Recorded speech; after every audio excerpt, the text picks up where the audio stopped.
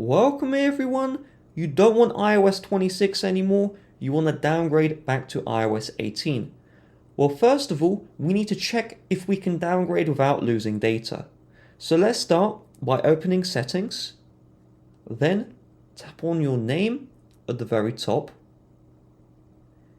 Then select the iCloud option. Inside of here, you want to choose iCloud Backup, and it's very important to check this.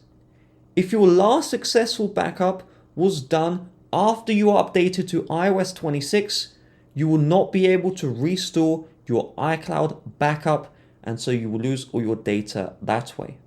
This means that only if you created a backup while you were on iOS 18 on your computer, if you did that, you can then restore the data via the iTunes or Finder. But because how iCloud Backup works is it overwrites the previous backup, even if you created an iCloud backup when iOS 18 was out, because the iOS 26 backup was made, the iOS 18 one cannot be restored.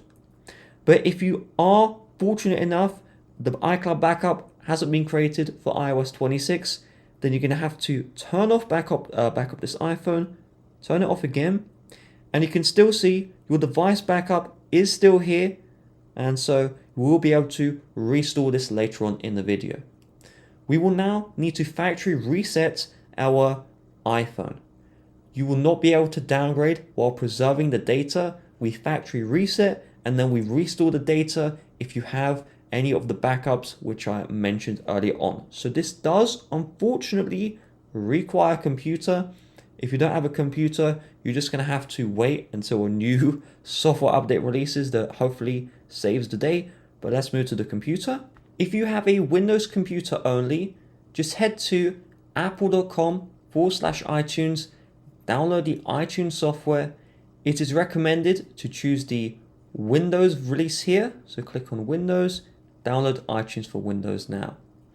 Once this is done, we need to enter our iPhone into the recovery mode. To do this, first of all, connect your iPhone to your computer. Once this is done, follow my steps. So we're going to click release volume up, click release volume down, click and hold the power button until we see the recovery screen. So let's do this together. I'm going to begin in 3, 2, 1. Click release volume up, click release volume down, click and hold the power button, keep this one held down, do not release, and so eventually the screen is going to go black. It's going to enter recovery mode. If it doesn't do this, then just rewind the video, click the buttons at the exact same time I do. This does work, just give it a couple tries. So we'll see the Apple logo, but I'm not releasing from the power button.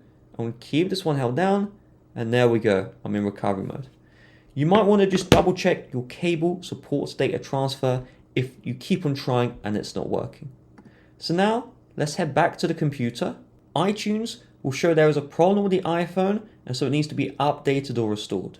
So what I'm going to do is I'm just going to click the restore option right here, and so I'll just click on restore to factory reset the device. You should now see that the latest iOS 18 release will be restored to your iPhone. After iOS 26 publicly releases in September, you will not be able to follow this video tutorial.